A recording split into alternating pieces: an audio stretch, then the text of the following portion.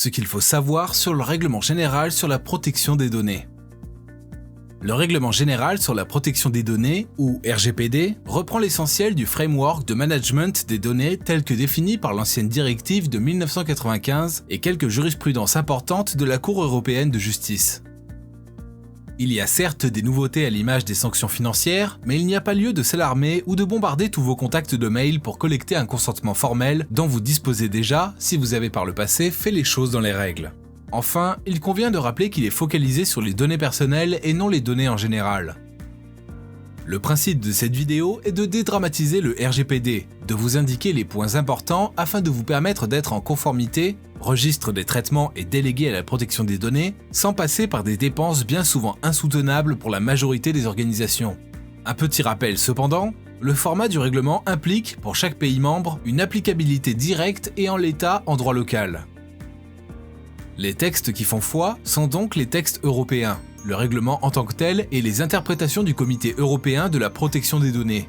Les interprétations locales doivent donc être considérées avec grande prudence, car elles ne seront pas opposables dans le cas d'une saisine de la Cour européenne de justice. Il convient néanmoins de rappeler que ce règlement est de forme un peu incongrue car il accepte des transpositions locales. Il a ainsi été désigné comme une directive cachée dans des habits de règlement, bien que cela soit discutable en ce qui concerne la hiérarchie des normes. In fine, ce seront bien les éléments de droit européen qui feront foi. Quelques notions juridiques. Le RGPD est un règlement, donc d'applicabilité directe dans tous les pays membres de l'Union européenne. Ce texte est frappé par une incongruité, des transpositions, adaptations juridiques locales autorisées. Il consacre le principe d'extraterritorialité, car il s'applique partout où des données européennes sont exportées, quel que soit le lieu. 11 pays sont considérés comme adéquats, dont les USA, mais cela est sujet à discussion en raison des pratiques de l'administration américaine, notamment le Cloud Act, mais nous y reviendrons plus loin.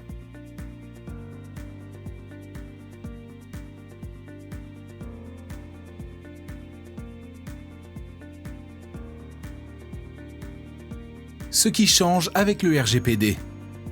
Territorialité, responsabilité, délégué à la protection des données, amende, consentement, charge de la preuve, assurance et registre, sécurité et information. Bref, quelques petits tracas en perspective. Territorialité. Le règlement et ses principes s'appliquent partout où des données européennes sont exportées, quel que soit le lieu. Ce principe est challengé juridiquement, notamment aux États-Unis par le Clarifying Overseas Use of Data Act ou Cloud Act. Il convient donc d'être particulièrement vigilant sur ce point. Responsabilité.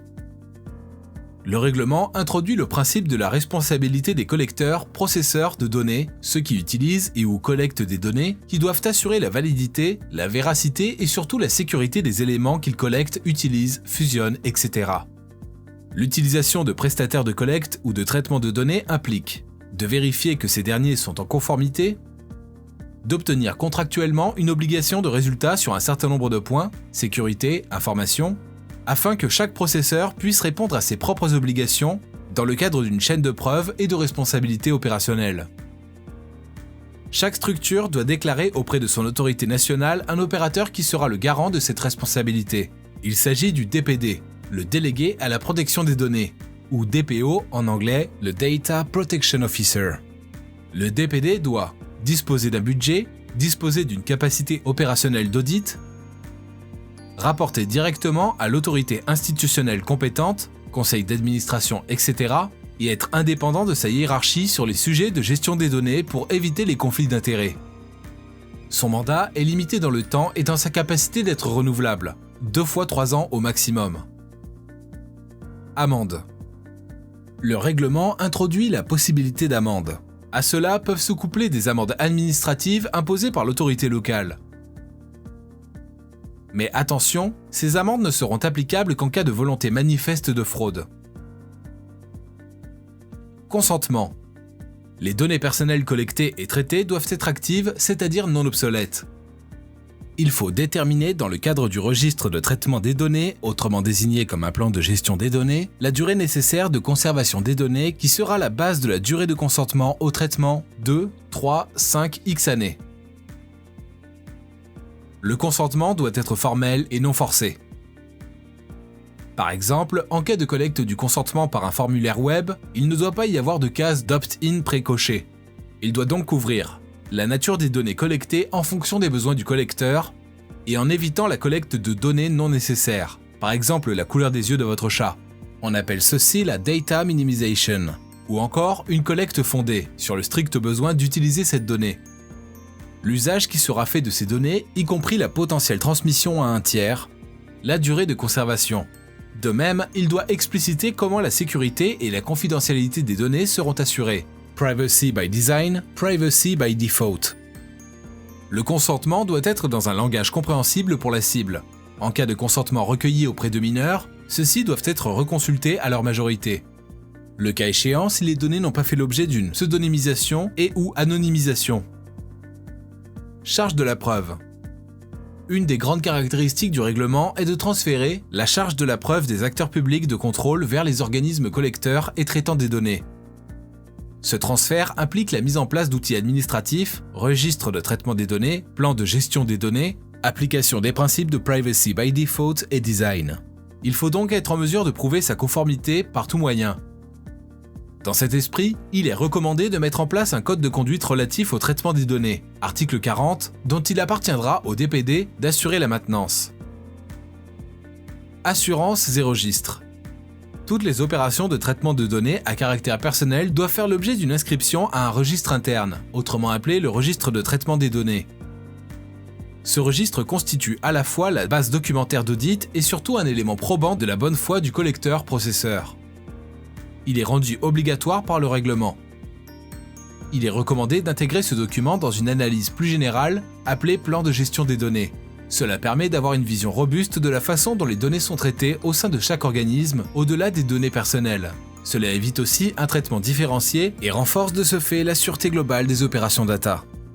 Pour assurer un traitement serein de vos collectes, n'hésitez pas à prendre une assurance dédiée. Vous serez alors accompagné dans la mise en place des mesures d'atténuation des risques. Enfin, n'hésitez pas non plus à assurer votre DPD car il prend un risque personnel lié à la fonction et au fait qu'il devient le porte-parole en termes de données de l'organisation. Il lui sera à ce titre demandé de se prononcer, notamment en cas de demande de financement auprès de tiers. Sécurité et information. Les données anonymisées sortent de l'applicabilité du règlement. Il est alors important d'assurer l'anonymisation dans le temps, ce qui n'est pas simple. Il est donc préconisé de considérer que toute donnée comprenant des identifiants, c'est-à-dire des éléments permettant d'identifier chaque propriétaire de sa donnée, sont de facto du domaine du règlement. Celui-ci implique la mise en place d'outils et de processus loin d'être novateurs, mais qui n'avaient pas de traduction réglementaire jusqu'alors.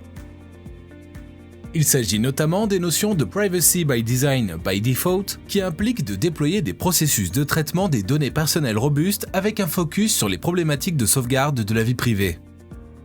Tout comme l'anonymisation des données, ces pratiques sont préférées mais non formellement obligatoires.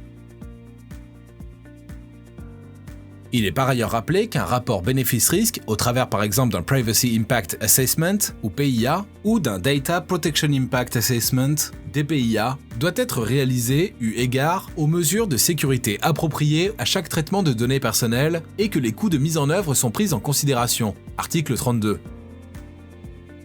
Aussi, si les coûts de mise en sécurité sont sans commune mesure par rapport aux traitements effectués, des choix alternatifs ne sauraient être reprochés. En cas de faille de sécurité, il y a une obligation d'information rapide et impérative, 72 heures, qui doit intervenir dès la découverte de la faille.